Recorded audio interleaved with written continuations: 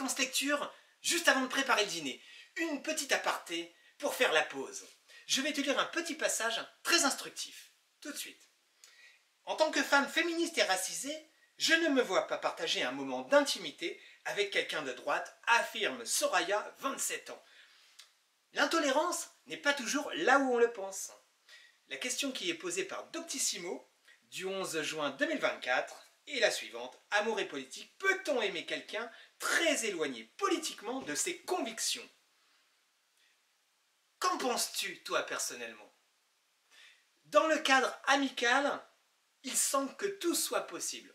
Personnellement, je le pense, puisque je connais des gens d'absolument tous les bords politiques. Mais il y a toujours des complicités, des points de rattachement, des points communs, ça peut être même de l'humour, c'est pas nécessairement une activité particulière.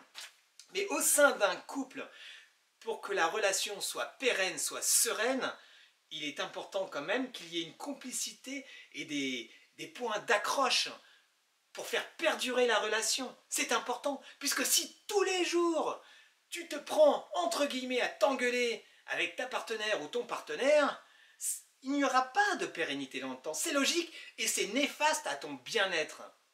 Il paraît que beaucoup de relations ne naissent même pas rien qu'au premier rendez-vous. Mais c'est normal. Soraya en est la preuve vivante.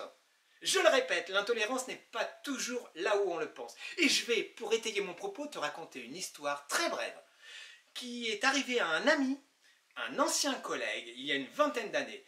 Il invite une fille avec qui ça se passait très bien, ils avaient déjà échangé, etc. plusieurs fois, physiquement, hein, et lors d'une rencontre, physiquement.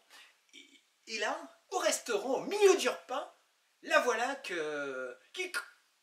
elle comprend pas, elle commence à s'énerver, parce que tout à coup, on parle politique, et que il lui a annoncé pour qui il votait. Et là, la voilà qui pète littéralement un câble, qui interpelle le serveur, vous voyez pour qui il vote, hein.